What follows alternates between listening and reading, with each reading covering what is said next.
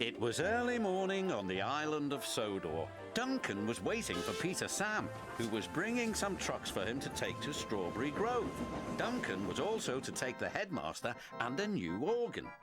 While they waited, the headmaster played a lively tune.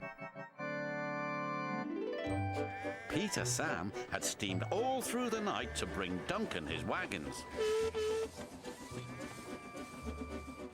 But as he approached the junction, a low-hanging branch knocked his whistle off. This meant he couldn't work until he got a new one. "I can't run on the tracks without my whistle," chuffed Peter Sam. "That would be too dangerous." "An engine's not an engine without a whistle," boasted Duncan, and just to prove it, he let off a big blast. But the rest of the engines just ignored him. Duncan chuffed away in a big huff. He was cross.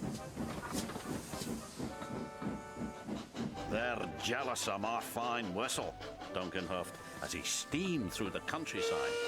He whistled at some sheep, but they were too busy eating grass to take notice. "Bah," said Duncan. "I need to whistle louder and longer next time." Then Duncan saw Terence ploughing a field. "He'll get the loudest and the longest whistle yet," he chortled to himself. And he blew so hard his whistle shot off like a mighty rocket and landed out of sight.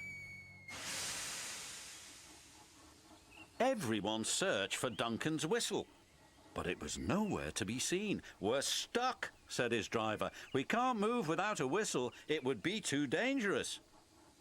"Leave it to me," the headmaster said.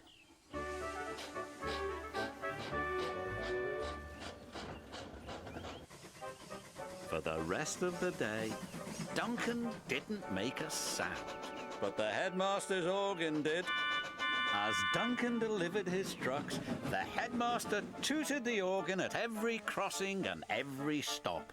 It alerted everyone, just as well as a whistle would, although Duncan didn't think so.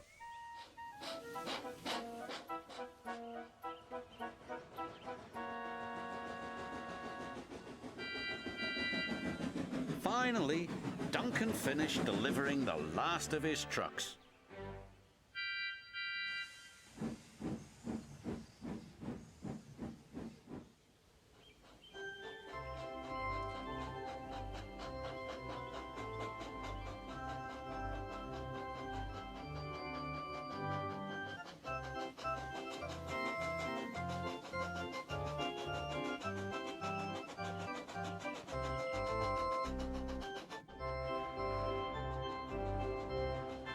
Duncan steamed quietly back to the junction as the headmaster played the organ.